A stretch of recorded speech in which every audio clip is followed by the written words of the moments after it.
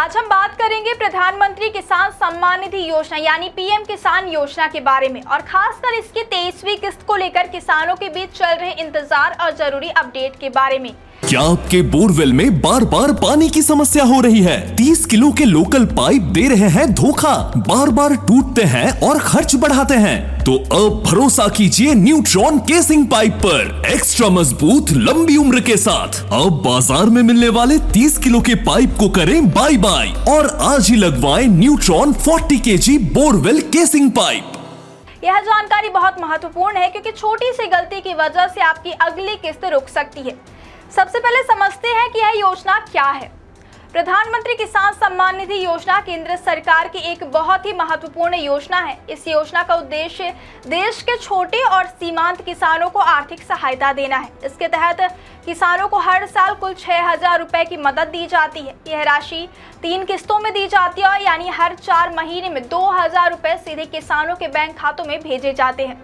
अब तक इस योजना की 22वीं किस्त 13 मार्च को जारी की जा चुकी है। इसके बाद अब लाखों किसानों को 23वीं किस्त का बेसब्री से इंतजार है। खासकर मध्य प्रदेश के किसानों में इस किस्त को लेकर काफी उत्सुकता है, लेकिन यह समझना बहुत जरूरी है कि यह पैसा हर किसान को अपने आप नहीं मिलता। इसके लिए कुछ जरूरी शर्तें पूरी करना अनिवार्य होता है। अगर इनमें से कोई भी चीज अधूरी रह जाती है तो आपकी किस्त रुक सकती है। अब जानते हैं कि वे मुख्य कारण जिनकी वजह से किसानों की किस्त अटक सकती है। पहली और सबसे जरूरी बात है ई-केवाईसी।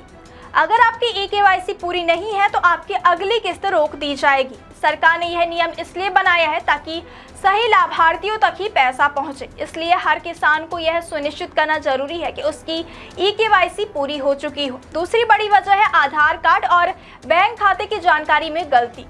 कई बार किसानों के आधार कार्ड और बैंक खाते में नाम की स्पेलिंग अलग होती है। जैसे अगर किसी का नाम रामलाल है और कहीं पर राम और लाल अलग अलग लिखा है। इसी तरह कई बार बैंक खाता आधार से लिंक नहीं हो पाता।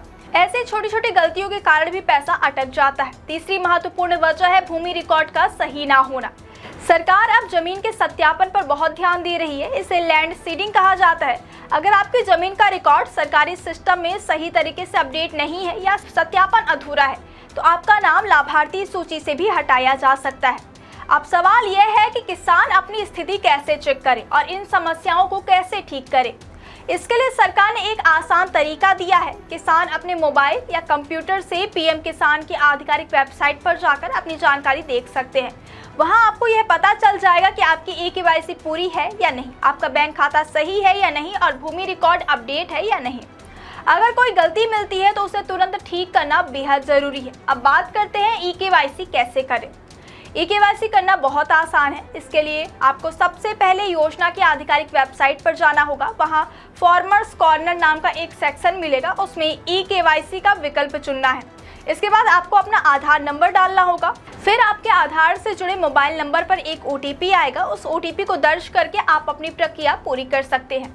अगर सब कुछ सही होता है तो स्क्रीन पर ई-केवाईसी कंप्लीट का मैसेज आ जाएगा। लेकिन अगर आपके आधार से मोबाइल नंबर लिंक नहीं है या कोई तकनीकी समस्या आ रही है तो आप नज़दीकी कॉमन सर्विस सेंटर जाकर भी यह काम करा सकते हैं। वहां पर बायोमेट्रिक तरीके से आपकी ई-केवाईसी पूरी कर दी जाएगी।